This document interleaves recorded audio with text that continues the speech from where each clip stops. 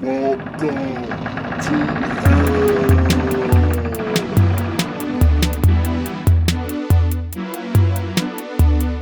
There is no escape. There is no escape.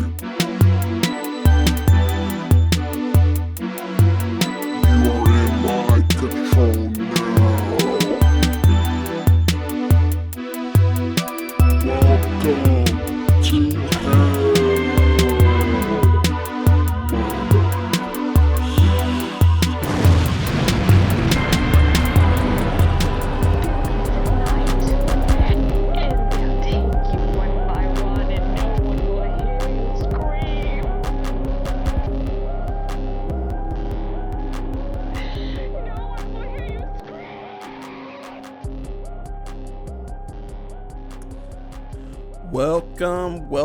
Welcome everybody to the podcast of Let's Talk About Horror. Your boy Walterdoom back hosting the show. And I like to give a shout out to all of y'all that are listening today. You know, shout outs to my boys Algorythm-C. Shout outs to my boys Callie the Wolf. You know, shout outs to you guys, the MVPs. You know, the audience that's out there listening. And yeah, if y'all want to follow your boy on social medias, which is Instagram, Walterdoom, the Walterdoom on TikTok and Twitter, Walterdoom Horror on YouTube, and Walterdoom anywhere else that's involving streaming of this podcast. And if you are listening to this on YouTube, please give this a like, subscribe, leave a comment. Anything is welcome. But anyway, I hope you guys are doing good. I hope whenever you're listening to this, whether it's the weekday, weekend, vacation, work day, whenever you're listening to this, your drive on to work or whatever, I hope you all are having a good day, because yeah, I'm just over here chilling. I really got nothing to go on top of that, but anyway, for today's episode, I am going to talk about the movie Shifted. It's a new movie that came out this year. It's a movie on Screambox. I was on my, I don't know if it's like really a daily thing. It's just like, I feel like these days it's very sporadic because I am a busy person. But yeah, during my vacation time, I've turned to this movie called Shifted that's on Screambox. It's on my list of movies for 2023, as you guys know. Every year I like to put out a list of films, and yeah, I just pretty much give you guys my opinion about those movies. I really did like my list from last year. I really think I put my foot in that one, and I hope like with this year, you know, I could have just a similar type of you know, input, maybe more movies, because I feel like I didn't watch that many movies. I mean, there was a lot of movies that came out last year, and this year it seems like a shit ton is just coming out, especially on the streaming services. And we're not even gonna talk about those that are just on VOD. I mean, oh my god, I'm only one man. But y'all know I try and stick to more of like the mainstream type films, mostly just to kind of rank out. It's kind of hard to get like things like independent films onto the list, or just anything like B horror sometimes. I mean literally Tubi is like I don't want to say is like the place for B horror movies or independent horror movies, but I mean it seems like they got a shit ton of like independent movies on there, just like movies that people just deem as bad. But yeah, I'm going on a tangent. I watched this movie called Shifted. It's a Canadian film by Adrian Costent, and it deals with like just these people who are stuck in this apocalyptic environment where like people are getting turned into zombies from this virus or whatever is going on. It's not really well explained from the movie, but I'll get into that later. These people are basically stuck in this house. While in this house, they are trapped with a murderer. Someone is murdering everybody in the house. I feel like I was about to word that so badly, but I caught myself. Yeah, they are stuck in this house with the murderer, and one by one, everyone is getting picked off. And yeah, we'll see who is like this last man standing or what happens in this film. So I'm pretty much going to give you guys my review about that movie. And then after that, I will give you guys my Slasher Corner movie of the week. And that will be the show for the week. So yeah, so let's go ahead, start this show. Alright, so what I'm going to do right now, I'm going to break down basically pros and cons, basically things that I like, things that I didn't like, and just a few random thoughts about this movie Shift. I already give you guys like a little bit of a synopsis about what this movie is about. Well, in the film, we're following characters Derek, Cindy, Becca, Jimmy, Lawrence, Sid, and Frankie, who are the people who are originally trapped in this house, and later on they're joined by characters Winter and Hannah. So just a brief background about some of the characters. Derek is, I guess, the residential creep or whatever. Like, he's kind of creepy, kind of weird, awkward, kind of keeps to himself a lot. He's pretty much quiet. He's basically a next door neighbor to Becca. Becca is married to this guy named Rob, who is also sisters with the character Cindy, and Frankie is Becca's brother-in-law, and Sid is Cindy's husband. There is a secret that I'm going to talk about later on in the show, dealing with these characters. Jimmy is basically just a random character who was fleeing away from the murderous zombies, and he ends up at the house with his son Zeke, who later gets killed in the movie. Lauren basically is just now, I mean, technically in a way, is an orphan because her parents got killed by the zombies when they were running away from them. Winter is another character who later joins the cast of people at this house, and he basically is on a revenge mission. And this is what makes his character kind of interesting, guys. He's on a revenge mission. And Hannah is basically another character who is friends or becomes friends with Lauren randomly throughout the pandemic of these zombies and what have you. Well, I'll jump into like that story a little bit later on. So okay, let's start focusing on some of the pros that I like. So I feel like what this movie did, for at least for me, I really did like the character developments with the characters in the story. I was reading some articles, and I read an article on Dread Central, and they felt like some of the characters were a bit one-dimensional or not fully fleshed out. And I had to think to myself, well, that doesn't feel right, because that must be your opinion. That is just your opinion. So for me, I felt like the characters were a bit fleshed out, and I want to say flaws to how the characters were developed, but I did like a lot of the character development. So first off, I'm going to talk about Derek because the characters were really interesting.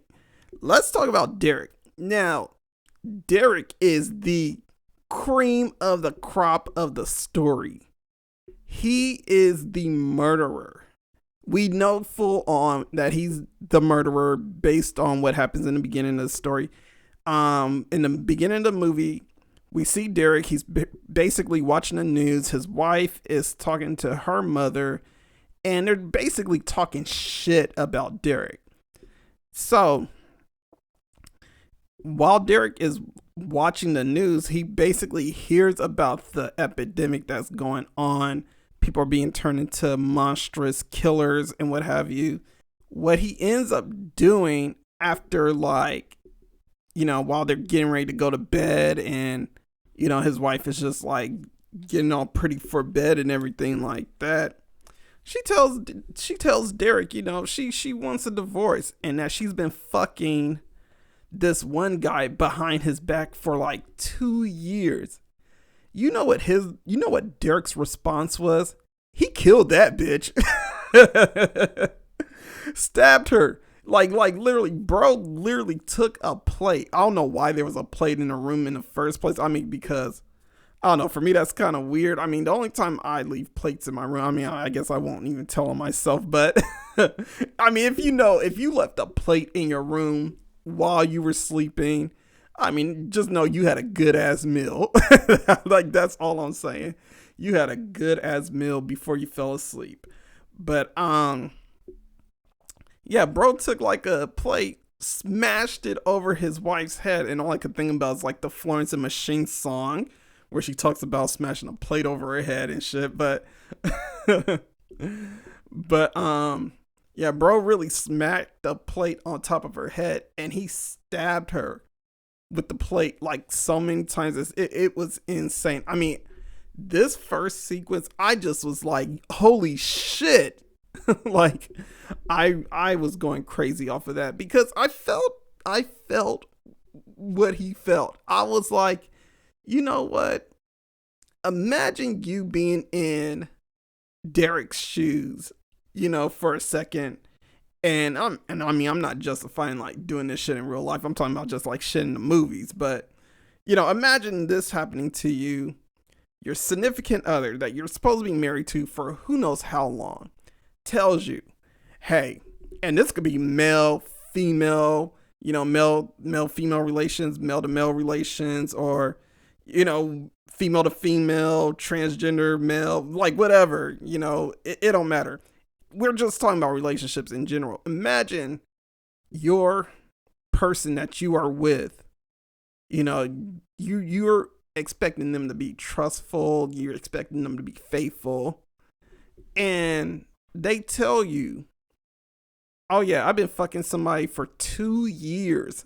2 years behind your back. Now, how are you supposed to respond to that in this world? How are you I have to put emphasis on that. How are you going to respond to something like that? I mean, it's like, if I was Derek, shit, in that world, yeah, let's do it. Let's you know, take the bitch out. like that's all you gotta do. Just take the bitch out. Like, time to clean up the trash. That was the first scene where I was just like mesmerized by Derek. On my first watch, I wasn't too impressed or like convinced that Derek was the killer. I mean, yeah, he killed his wife, but at the same time, throughout the film, you know, he's acting all finicky and unsure of himself and scared. I mean, like, he doesn't seem like he doesn't come off as the killer, you know, like a scene where the character Winter, who comes in a little bit later on, they get attacked by some zombies, and bro just like literally gets snatched up by one. Winter goes out and saves him from the zombie, and bro runs back into the house, which is Becca's house, by the way. But I'll get into that a little bit later. Runs back into the house, and it's just like scared shitless and whatever. What we end up finding out, and this is going to be a lot of spoilers involved too. What we end up finding out is that all of it was an act. All of it was an act for him to just end up killing everybody, or everybody get killed, while he becomes the lone survivor. And he wants to be the lone survivor with the guy Winter. Now, on my second watch, I was impressed. I gotta say, I was definitely impressed, because I was like, oh, this guy is putting on a fucking role. Like, this guy he's coming off as the creepy invisible guy, but realistically, this guy will kill you without any hesitation. So what we end up finding out is that the character Sid, who is married to Becca, we find out in his story that well, we find out through Becca really that Becca's sister Cindy has been fucking Becca's husband Rob, and Rob got Cindy pregnant. Becca told Sid about it because she was like, you know what? Fuck it. We might not even survive these zombies. So just to let you know, Sid, that ain't your kid. Rhyming accidentally, but that is another thing. Like, and this is one thing that I do like about this film is like there's a lot of like misdirection, mistrust within the characters. I feel like this is a movie where like movies like Bird Box tends to fail at, or just like anything dealing with apocalypse sometimes. I feel like there's too many hunky-dory stories, but not enough people betraying each other. I mean, A Quiet Place kind of betrays that relationship well with characters. In this movie, there's like nobody trusts each other. And after, you know, the people who have a close, tight relationship with each other, they pretty much don't really trust each other at all, and definitely want to kill each other. And we see that every step of the way in the movie, that these characters really truly hate each other. But you know, after Derek learns about Cindy's baby situation, you know, he sits and tells Sid like, hey, you know what's the point of living, bro? Like and the first time when you watch this, you see like Sid, he gives a speech to everybody in the house, and he's telling them like, hey, no one's coming for us. We're all going to die here. So I'm just going to go ahead and take the leap of getting out of here. So we see in the beginning, first watch, you see in the beginning, that's what he does. You don't fully understand what's going on, but you understand like enough that there is something terrible that is happening, especially if you read the premise of the movie. So later on in the film, that Sid was influenced by Derek, and Derek pretty much convinced him, hey, you need to leave, because there's no point of staying here because we're all gonna die. So, but it wasn't like a convince of suicide. It was just trying to pump Sid up to think like, oh yeah, you got this under control, big dog. You could get out of here, which in reality he didn't. Another thing that really was interesting about Derek is that he was a master fucking mind every fucking step of the way.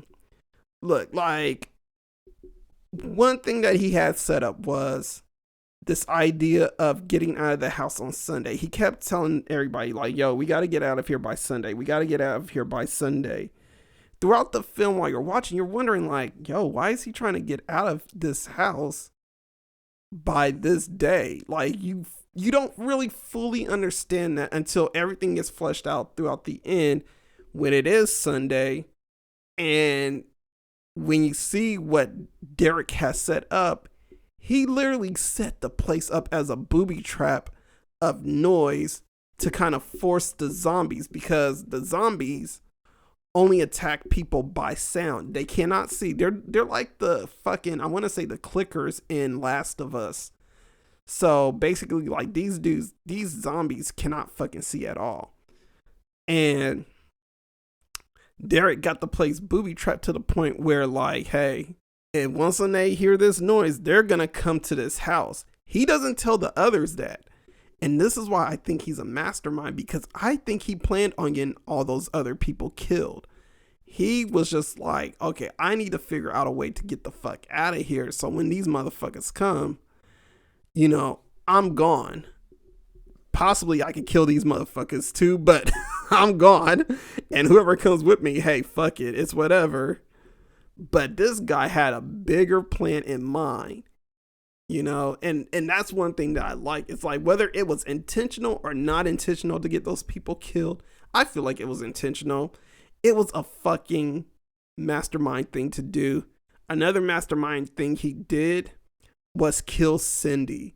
Throughout the film, you see Cindy as she cries and cries and cries a lot. And I'm going to talk about her a little bit more later on, but throughout the film, you see like she does two things. It's either she's crying or she's bitching at her sister Becca. And what Derek does, he's just like, yo, fuck this. I'm tired of this bitch. She's about to get us all killed one day before I could get y'all killed one day.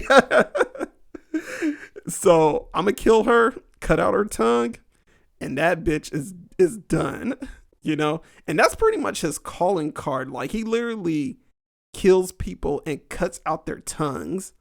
So, and that's a key point that we learn later on, which I'm gonna touch bases on later on when I talk about Frankie for a little bit. But that was another thing he did good. Another thing he did well was be best friends with Bill Winters. Now, I'm gonna take a break off of Derek to talk about Bill for a little bit and things that I like about him. This motherfucker right here,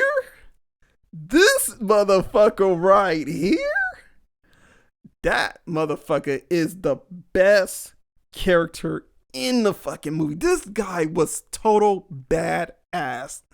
And I mean, and I like the fact that they made him a badass, but he was a big chubby guy. Like, he was a big chubby guy that was like fucking everybody up, had like zero fears, zero fucks, zero shits to give. And I really was enjoying that. The first time I was watching it, and like dude was walking around with a stick, you know, he's walking through the apocalyptic areas with a stick and shit. The zombies just going around, walking around, and what have you. And this motherfucker just stands still, puts the stick over his face. These motherfuckers just run by him. Bad fucking ass, I swear. If there was like a Mount Rushmore of badasses to put, I will put Bill Winters there. Like, this motherfucker was like crazy hard. Like pause. Whoa, what did I just say? Like, but this guy was just total badass. Walked through like the neighborhood where Becca lived, because everybody was at Becca's house for whatever reason. I don't get why everyone's at Becca's house, and they just stayed there because there were plenty of other houses around hers. But yeah, walked to Becca's house. Lauren spotted him. This dude came through the house, pushed the door open, armed and fucking ready, bro. Like, had a gun, was like, hey, bring everyone out. I need to talk to y'all real quick. Brought him to the kitchen. They showed him all the food supplies that they had, which wasn't shit, by the way. It was like 6 of them. And they had like 5 cans of food left. This motherfucker, Winter, brings out like all these supplies out of his bag. I'm just like, this motherfucker is ready. This bro was ready for like this mission. And another thing that made him badass is like, you know, when he started like talking to Becca, well, not talking to Becca, talking to the group, you know, Derek comes out, you know, from hiding, and Derek's asking him all like, oh, you know, how did you survive out there? Blah, blah, blah, and this, that, and the other. And Winter just, you know, he's like, I'll let y'all motherfuckers figure that out later. Right now, give me a fucking room, bitch. Like, bro was really commanding shit. Becca told him like, yeah, actually Lauren gave away, or it was either Lauren or Cindy. I think it was Cindy. Cindy gave away the master bedroom because it had a lock on it. Becca was like, yeah, that's where me and my husband slept. And Winter said the most badass thing. He's like, I don't give a shit. I was like, yo, this dude has no fucking chill. No chill at all. I was like, yeah, I fucks with you, Winter. I fucks with you. I hope you survive through the end. I will be so upset if Winter was the guy that got killed in this movie, you know?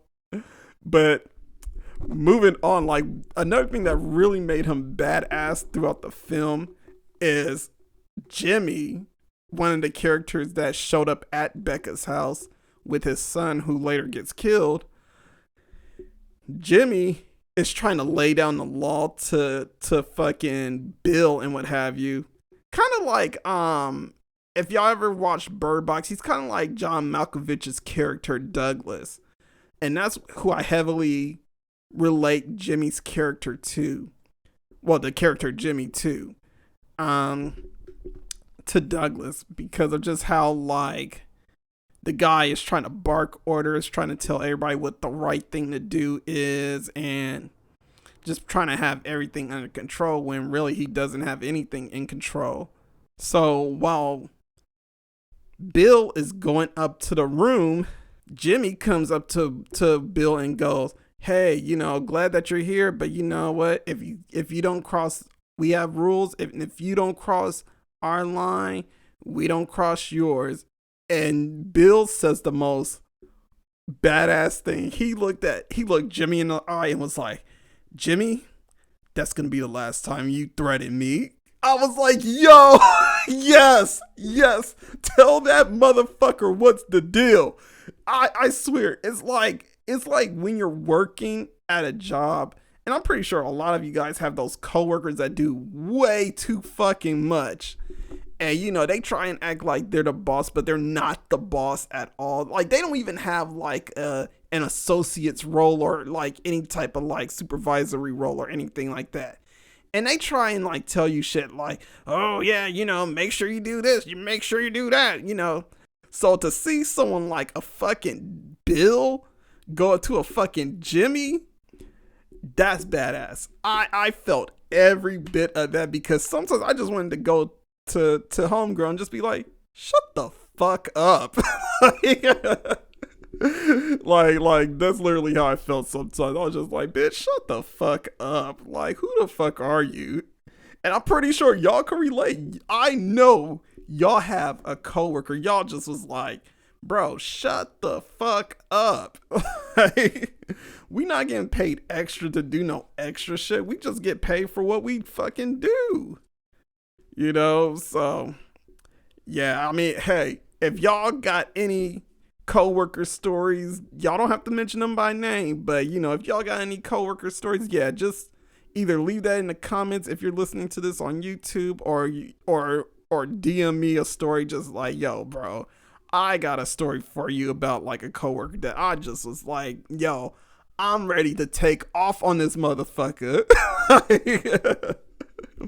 Oh man. But yeah, like for me, nah, I didn't want to do no physical violence on this chick. I just wanted her to shut the fuck up, and that's about it.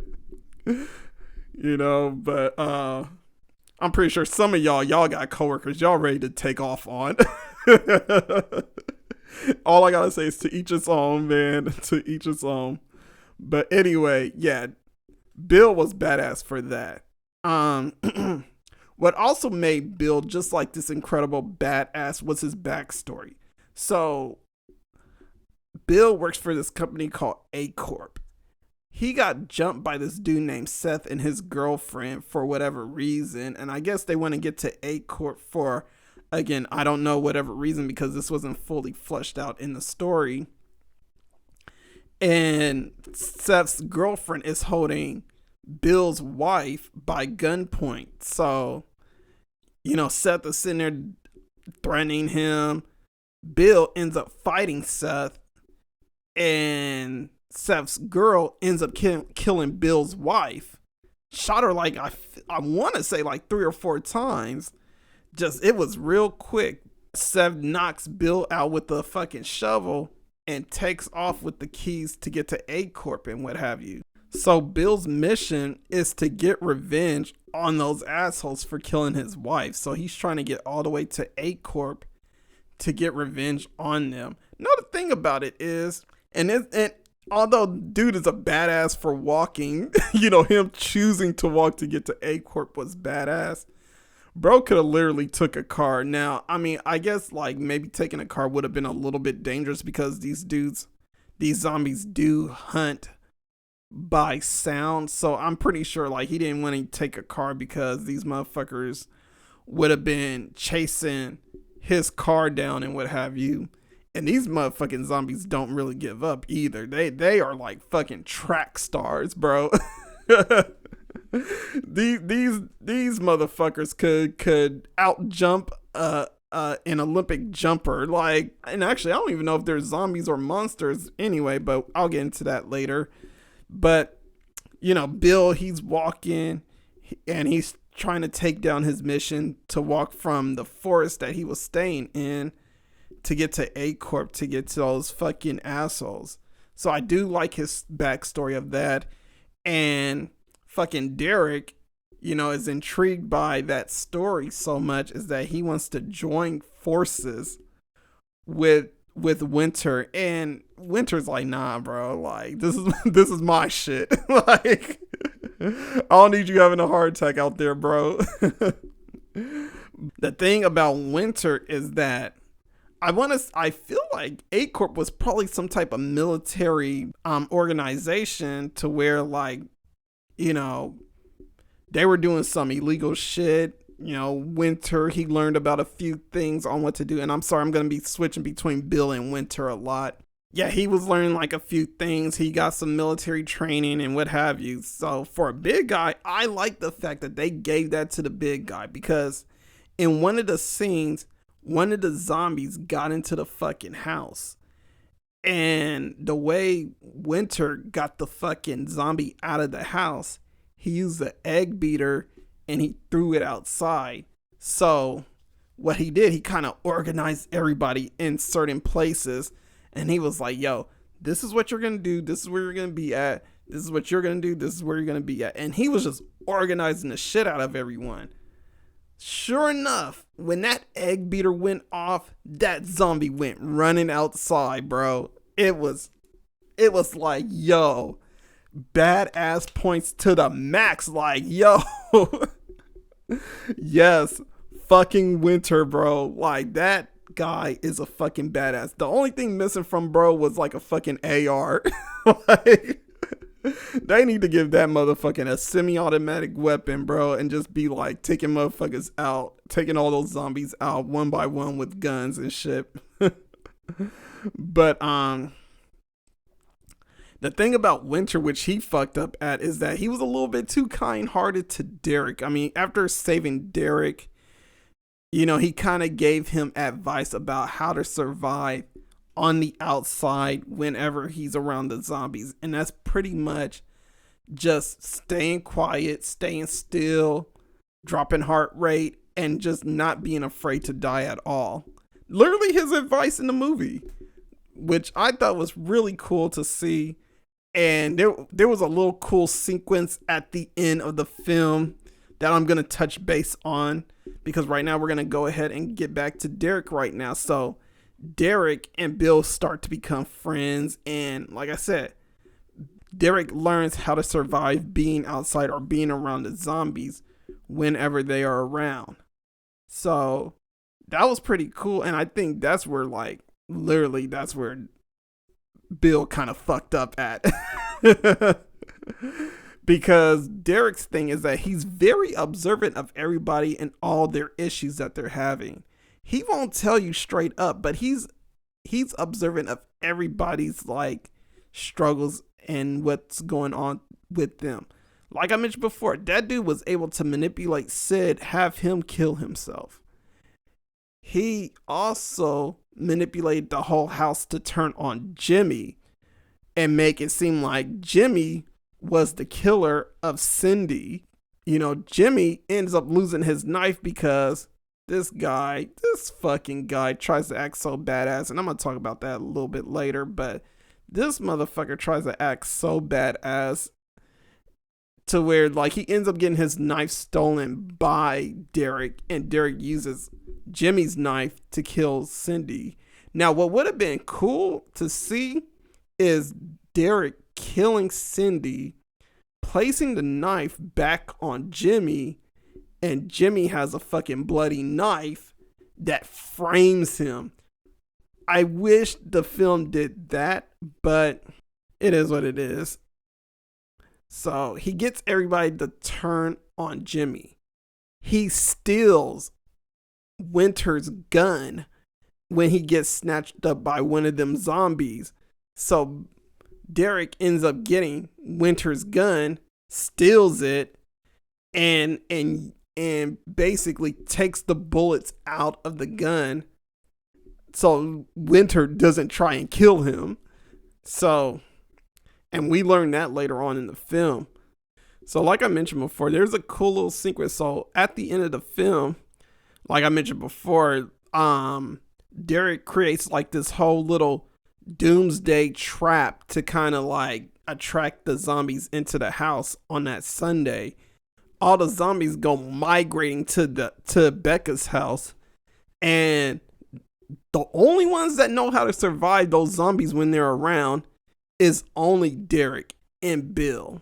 So in this cool little sequence, you see Bill and Derek looking at each other, just standing still, like still. And you know, they're just staring at each other. Like, I know Bill is thinking like, I want to kill this motherfucker right now. I want to kill this motherfucker with all my heart. But Derek is looking at him like, I know you want to kill me, but I'm smart enough to know you can't do it, motherfucker.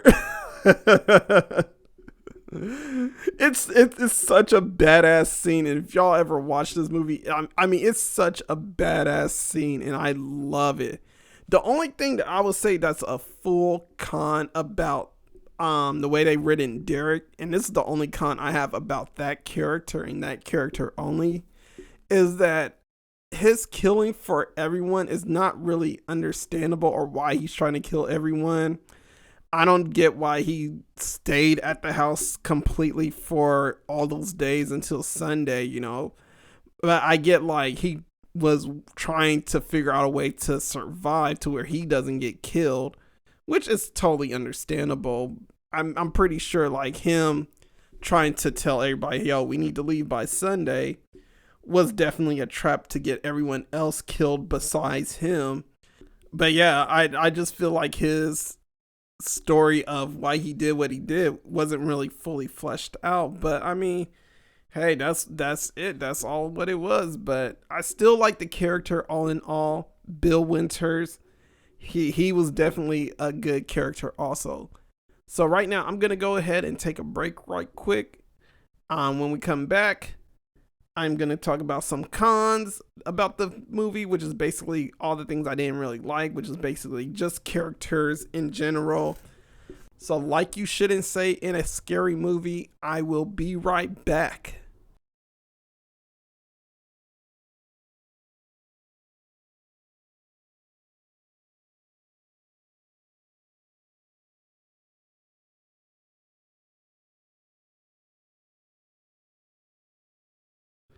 All right, we're back now, and I'm going to go ahead and continue with my cons now. So starting off with the first con is Jimmy.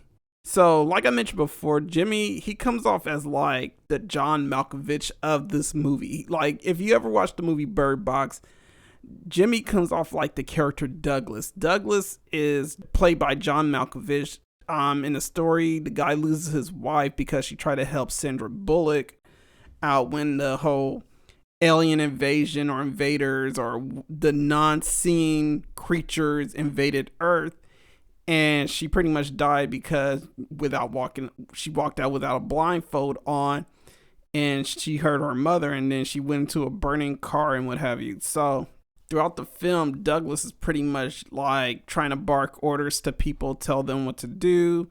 The guy mainly drinks most of the time in the movie. He comes off as like almost a unlikable character. But in a way, I like Douglas from what I remembered from watching that movie. I remember kind of like, yeah, I knew he was an asshole, but it was kind of like with the character Burke in Cabin Fever.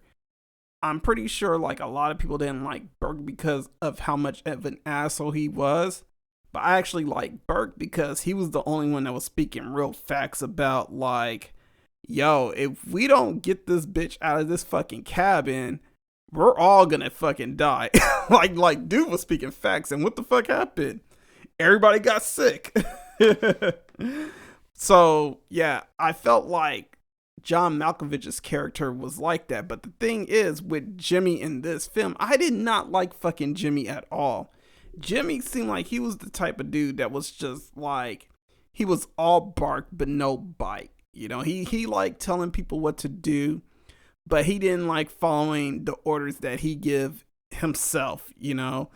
One of the things that was really something that I didn't like about him was his son Zeke. Him and his son basically escaped the monstrous killing monsters / zombies. We don't really know what the fuck they are. But the thing is that they left the wife behind. So Zeke, he's like, oh my God, we left mom behind. And basically he was just like, hey, it's just you and me now, kid. And yeah, they pretty much escaped and made it all the way to Becca's house. Like I mentioned before, he threatens Winter with like a whole line of like, hey, you better stay in your place and we'll stay in ours kind of deal. And Winter wasn't going for that shit. And I really do like the fact he did not go for that shit at all. You know? He also gets very disrespectful to other characters like Hannah, who is a character who ends up making her way to the house because she makes friends with Lauren. Lauren, who I mentioned before, abandoned her parents or had to abandon her parents because they were getting killed by the zombies.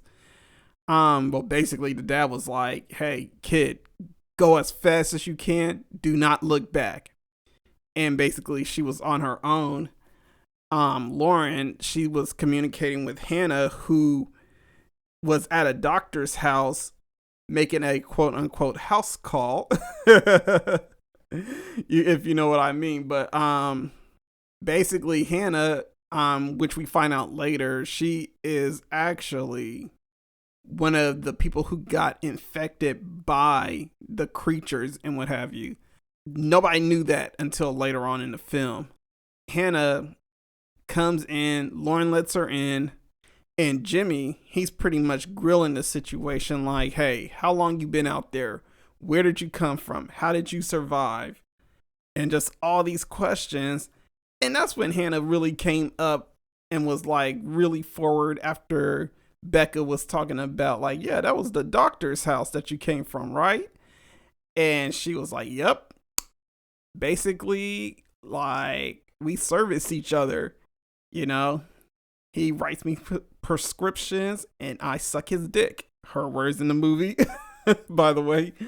So, Jimmy, like, dude was a fucking asshole for this. After Hannah asked for, like, some beans after telling that story that she didn't want to tell, Jimmy was like, yeah, you could get some beans later. Hey, maybe we could service each other for the beans. Like, real asshole move like that. Like, bro was really out of pocket. Bro was out of pocket most of the time in this film. You know what I'm saying? So, bro comes up to Lauren later on in the movie, tells her, hey, that girl, if she does anything, that's your responsibility. You will have to bring her down. And then he starts hugging up on Lauren, talking about some, hey, it's just you and me, kid. Like, and it's so weird. The first time I watched it, it was so weird because I was like, what the fuck is up with this dude? Is he like trying to get jiggy with her later on in the film? Like, you know, that doesn't end up happening. That's when like we see the flashback of Jimmy and Zeke, you know, about their relationship and what have you, and just learn about like where Jimmy actually came from. Another thing that made me dislike Jimmy was when he set up the whole lookout situation. So every night they have like a 3-shift lookout just to make sure nobody goes crazy or tries to kill anybody. How Jimmy sets it up, he goes, okay, Frankie, you take the first shift. Derek, you get the second shift, and I'll take the third and hard shift. So he tries to like come off as like this big badass dude who could do the tough things, and he tries to feel like he has to prove a point. So what does this motherfucker do when he takes the third shift? He says bye to Derek, and we all know Derek is he's fucking crazy. Like, this guy is like a devious cartoon character, like just one of those villains off of a Bugs Bunny cartoon that's just like, ooh yeah, when this motherfucker knocks out, I'ma handle out all the bad shit I want to do. So yeah, so what ends up happening is this motherfucker Jimmy knocks the fuck out, falls asleep, and guess who ends up dead? Fucking Cindy of all people. As a reminder for people that don't know, Cindy is the woman who cheated on her husband for her sister's husband, and her sister's husband and Cindy have a baby together, or expecting a baby. So yeah, but anyway, Cindy ends up getting killed and getting her tongue taken out, just for anybody who don't remember me mentioning it earlier. So yeah, that was one thing that really got me upset about Jimmy. I'm like, Jimmy, why are you trying to act hard, motherfucker? Why? And it's like this. It's like, we all know a person that tries to act hard for no fucking reason. Like somebody that just want to go out, be this total badass. And then it's like when a little bit of pressure comes, or just like a brief bit of like someone pressing back, motherfucking cowers in fear and all that. I mean, we all know somebody or know a situation that happened like that. The only thing that was really good about him, I want to say, is that he was able to figure out that a lot of the zombies were blind. And it was like almost like a bad writing situation, because it was almost like a no duh nigga. Like, I think we knew that already. I think like there was already context clues that these zombies cannot even see. So it's like for Jimmy to be like, oh yeah, give him that line, it almost came off as unnecessary in a way. But Jimmy ends up getting his comeuppance, just like Douglas in Bird Box. Douglas ends up getting killed by the crazed dude who wants to force everybody to see the fucking whatever, the light and what have you. Jimmy ends up getting killed by Derek, Becca, and Lauren, because everybody starts believing that Jimmy was the one who killed Cindy and that he needed to be dealt with. But what was interesting about that whole little situation, there was an interrogation scene, and I mean, I guess it makes sense because it was only Winter and Frankie who interrogated Derek, and Derek was telling them like, hey, I don't have a knife, I don't carry any weapons like that. So of course, like, Becca and Lauren, they would have no idea that Derek stole Jimmy's knife or anything like that. But moving on to the next character of someone that I did not like is fucking Cindy. And I'm going to group her story a little bit with Becca's, because I was very lukewarm to Becca. Not to say like Becca was a terrible character. She just did not do enough in the film to make me want to talk about her. But fucking Cindy definitely did enough to where I just wanted to say, thank God they killed that chick. Like, oh my God, like all she did, she had two roles, like I mentioned earlier in the film. It was only crying or being a bitch towards her sister. And for me, I was not for the bullshit. I was just like, her crying, like, shut the fuck up. I was feeling like Jimmy, who was also complaining about her crying. He was like, she's too loud. She's too loud. And I'm just like, hey, I don't care that she's too loud. She's doing too much crying. Shut the fuck up. And I get like she's crying over the loss of her husband, but let's be real. Like, she didn't really care for her husband anyway, because it's like, why are you crying over him? And you talking about leaving your husband for your sister's husband, and having a child together and all that. Like, be fucking for real, you know? So definitely, like, yeah, she did too much crying. I mean, she kind of reminded me of Florence Pugh in Midsummer, and that was probably one of the things I didn't like about Florence Pugh's character. Danny just was a fucking crybaby, just someone that really needed counseling. You know what I'm saying? Not a trip to fucking Sweden. It's like, hey, look, you want to get over the blues? Take a trip to Sweden. You know, you might get accosted by some cult members, or you might end up joining the cult and becoming our May Queen and taking some really fun drugs. Yeah, but yeah, I did not like Cindy at all. I mean, I guess for me, I really don't like characters that cry a lot, especially if they cry for no reason. I can understand them crying when like it's a scary situation, like Andy Barclay, for instance. I can't hate the fact that he started crying when Chucky was chasing him. You know what I'm saying? Like, he was in that mental institution. He's trying to get people's attention. Of course, Chucky is out there trying to take his soul, and that kid started boo-hooing, crying. Like, shit like that, scenes like that, I understand. I understand characters like that. And I mean, I'm not saying like it's a total bad thing to have characters that just cry for no reason. I guess that's just their character to begin with. But for me, it comes off as a very unlikable character, because I for one am not a fan of anybody that does nothing but crying all the time. You know what I'm saying? So I mean, it sounds cruel, but I'm not a fan of the whole crying shit. You know what I'm saying? But see, the thing is, another thing that really made me not like her, not only was she a crybaby, but she was a terrible person. Honestly, like, she literally slept with her sister's husband. I'm sorry, that's way worse. That's way worse. I mean, cheating in general is bad. Like, sleeping with someone else's significant other is bad. But when it's your sisters or your brothers or whatever, like, that's fucked up. Like, it really is fucked up. And that's another thing that really made me dislike Cindy as a character, because it was like, bitch, you deserve to die.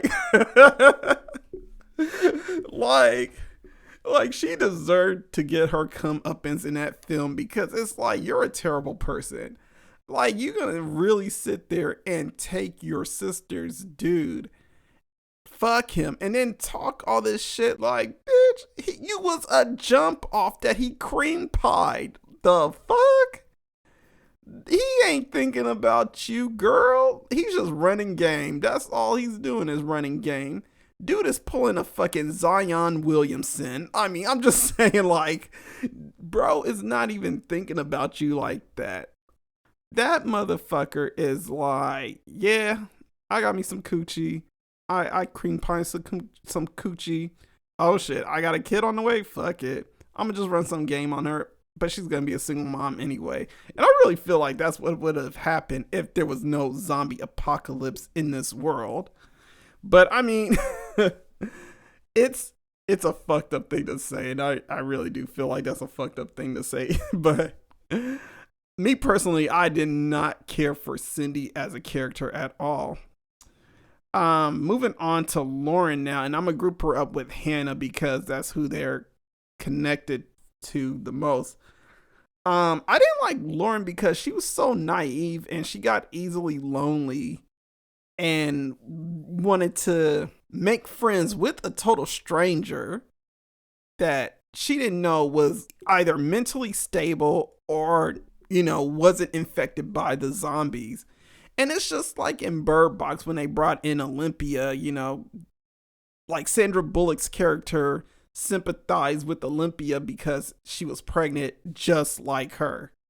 Well, the same thing with this movie, you know, like I mentioned before, Hannah goes over there. As she was leaving the doctor's house, by the way, she had the doctor coming out with her. So she's running, the doctor's running too. The doctor ends up getting killed by the fucking monsters. Hannah ends up surviving. by luck, honestly. But that's where the luck really pretty much ends. I mean, she ends up staying with the group. You know, she's being given a hard time by Jimmy. Jimmy isn't really feeling her. When Cindy gets murdered, Derek tries to gaslight everybody into thinking like Hannah is responsible for the death of Cindy or Jimmy. He really plays that card. I really like Derek. Like, Derek was really just a fucking mastermind. I mean, it's like, he was like on Joker level type status. Like, this motherfucker was like, you see this pencil? Like, this motherfucker was like, really just out here plotting on people. It was like that scene with the fucking bridge, even though the bridge didn't like get blown up by, or no, it wasn't the bridge. It was the scene with the ships. You know, the prisoners had a detonation remote, and the people on another ship who were just like fucking rich people having fun, you know, they had a detonator also, but no one killed each other. But it was like that type of situation, you know, like this motherfucker Derek was out here like trying to place the smoking gun on somebody, you know what I'm saying? You know, we learned a little bit more about her, you know, just like she ends up going a little crazy. We see her talking to herself, and I'm sitting here looking like, woo, this bitch might be the one that's gonna kill everyone. Like this one we gotta watch out for, you know. And on first watch, I'm thinking like she might be the killer, even though we saw Derek doing the killing early on in the beginning. You know, I'm thinking like, yo, this is for pandemic's sake. You know, like this guy is trying to cross his X's and O's before he moves on dealing with this pandemic type shit, and he doesn't deal with it with a bitchy ass wife and all that. You know what I'm saying? I mean, which honestly, I think she probably would have killed Son if she knew what was going on in the world instead of thinking about who she fucking. Yeah, Derek sees Hannah pretty much talking to herself, and you know, it kind of gives the audience a sense of that, like, okay, maybe Hannah might be the one that's gonna kill everybody or do something crazy, but she doesn't end up doing anything. The only thing that ends up happening to her, which again, this is falling on Lauren because Lauren is the one that brought her in, and from what we learned is that the change of effects onto her, onto Hannah, started happening after she got to the house because she started eating a bunch of shit from Zeke's backpack that was from A Corp. And I'm going to touch bases on that a little bit later on when I talk about random thoughts that I had. Pretty much Hannah ends up turning, and Lauren has to take that tough decision of killing her best friend. Sad. It was tragic. But even with all that tragedy, and even though Lauren was jumping on board with Derek on trying to kill Jimmy, I still didn't like her as a character because she was very easily manipulated and gullible and naive of everything that was happening around her. I'm thinking in a sense of like, okay, if these characters were leaders, who would I want as a fucking leader? And I mean, I'm gonna be honest, bro, like a character like Derek or Winter, I would want them to be a leader.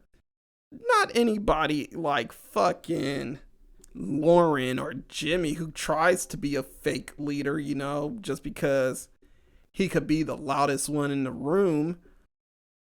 You need somebody that could really set the tone, could really think outside the box, and could really like make things happen. You know, he'll tell you when to move, how to move, and kind of make things happen. I mean, and that's why I really like fucking Winter. Winter was such a badass character, and these other characters were not so great.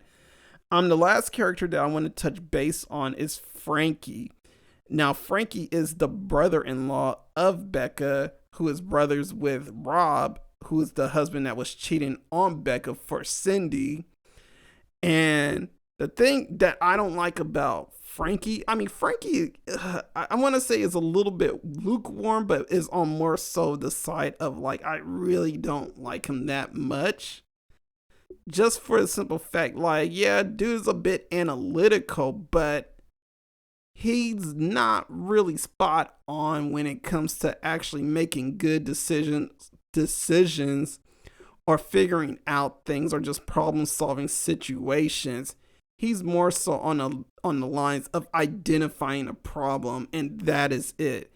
And it's like he tries to be somewhat of a leadership material or one of the guys that try and take charge, but he wasn't really good at it. I mean, for one, it's like, how do you not see that your brother was cheating on his wife for his wife's sister? Like, how do you not see that?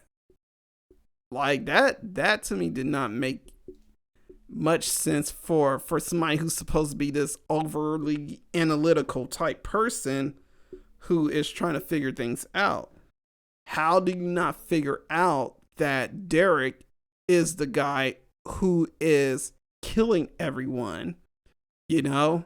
How do you not figure out that even though it looks like Zeke committed suicide, he was actually murdered? Like, how do you not figure these things out?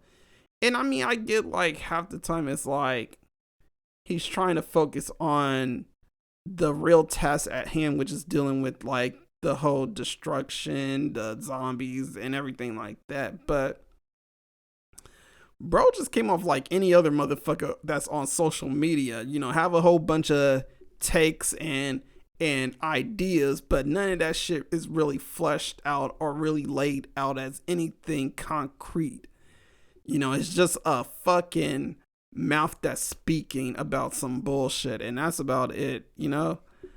But that's pretty much it about like all my cons. I'm gonna go over like some random thoughts that I had. Here's some random thoughts that I was thinking about throughout my second watch of this movie, which like I didn't really catch at first, but my random thought first off is, where the fuck were all the children at? Like, I guess there was no budget to really have kids in this movie, but man, there were no children in this film. And it makes me wonder, like, did all the kids get killed? I mean, like, people are getting turned and everything, but like, do the kids get turned too? Are the kids immune to like being turned into one of these creatures? Like, what's going on? I don't understand. But you know, but another thing was like, how the fuck do people get turned into zombies? I know they tried to play the storyline about A Corp, the company that Bill works for, and I believe, like, if I can remember, like, the food that Hannah was eating when she was at the house was from A Corp, and it made me wonder, like, okay, is the food that these people are eating, is that what's turning them into these killing machine zombies or whatever? I don't know. If anybody knows and they have seen this movie already, please let me know. But from what I feel like I could like get from this film, apparently I guess the food A Corp is turning people into zombies. Now my next question is, if it's the food, why are they turning people into zombies? Like, why are they turning into these killing machines?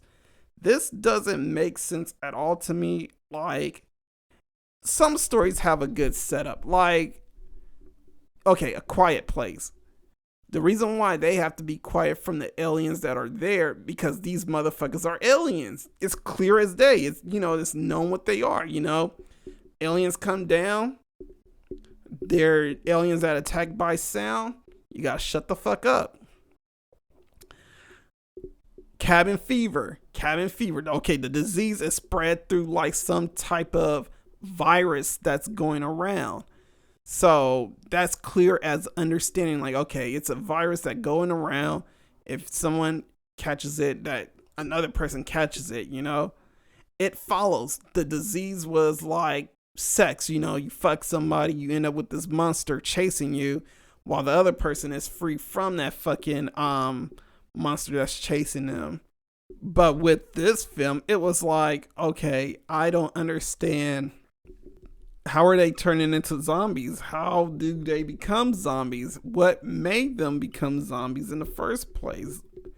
You know, and not only that, is like, what is A Corp? Like, it wasn't even fully explained in the movie, like, what the fuck A Corp was. I still don't know what the fuck it is to this day, but hey, I mean, movie got a movie, you know? Another thing that was like really like just off that I just had a random thought about was how the fuck did Derek set that whole shit up with the speakers? Like, I get like, you know, maybe the speakers were already in the house and, you know, he already had a plan.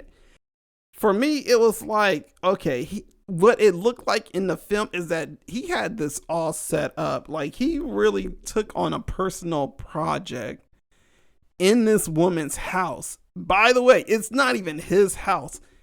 She's his neighbor. She knows a little bit about his life. He knows a little bit about her life. She's his neighbor. He's in her house doing whatever. You know, he sets up a whole fucking surround sound equipment just for the fucking zombies to come to that house to do what they do. And to me, I'm wondering like, okay, when did he have time to do this shit? And I get like possibly he had time to set that shit up at night. But then it's like, okay, but if he did that shit at night, how the fuck no one noticed this motherfucker and what he's doing? I mean, because there are times where some of the characters don't even go to sleep. So it's like, how the fuck this motherfucker managed to do everything that he was doing and no one noticed that shit? I mean, and it's not like there's any rooms that were off limit to the characters in Becca's house. She basically made it feel like home for all of them. So to me, I'm like, again, how the fuck did this motherfucker get away with that? So I don't know. It was a random thought that came to me. I probably won't get the answers that I need. I guess that's why some critics, you know, who talk about this film, you know, they're just like, oh, well, you know, the story's not really fully fleshed out and blah, blah, blah. I don't know. For me, I was still entertained. I was entertained by fucking Derek, and I was entertained by the character Winter. Other than that, I mean, all the other characters I didn't really care too much about. I mean, and sometimes you don't have to care about all the characters, but they should be like tolerable enough to where you just, you know, you have this lukewarm feeling like I did for a couple of characters. And, you know, you just use them in a way that, you know, possibly some people like them, some people don't. But for me, it was a lot of characters that I didn't like that much. But overall, I mean, I still enjoyed the film. I enjoyed the portions about when Derek's plan actually got unveiled. I was definitely losing my shit. But yeah, if you guys want to check out Shifted, definitely check it out on Screambox. So right now I'm about to take a break again, and I'll be back with the Slasher Corner.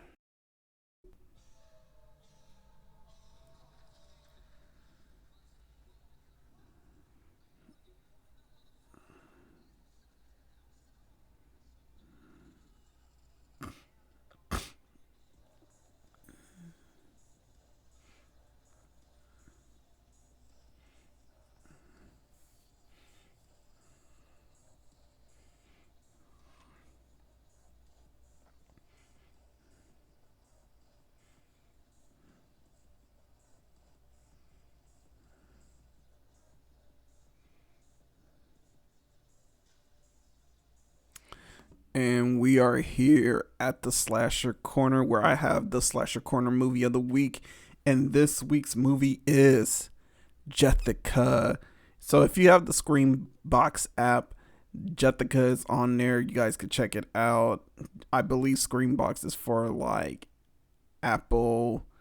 They have it on Amazon, Apple TV, and a couple of other places. I can't think of where else they have it. And what is Jessica about? Hiding out in New Mexico after a freak accident, Elena runs into Jessica, an old high school friend. But when Jessica's stalker suddenly shows up at their door, they must seek help from beyond the grave to get rid of him for good. I really do enjoy this one because this one is kind of like, if you like movies like Warm Bodies or Life After Beth, it's kind of like in the realms of those type of movies. Very comedic, very existential, also very fun in a way. Definitely check that movie out. It's on Screambox, and that movie is Jessica.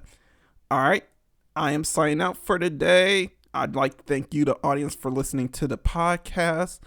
I'd like to thank my boys, Callie the Wolf and Algorythm-C, for delivering the beats to the show. And this has been another episode of Let's Talk About Horror. If you want to follow me on social media, those social medias are the Walterdoom on TikTok and Twitter, which is X now. I mean, whatever. I don't know what the fuck that place is called these days.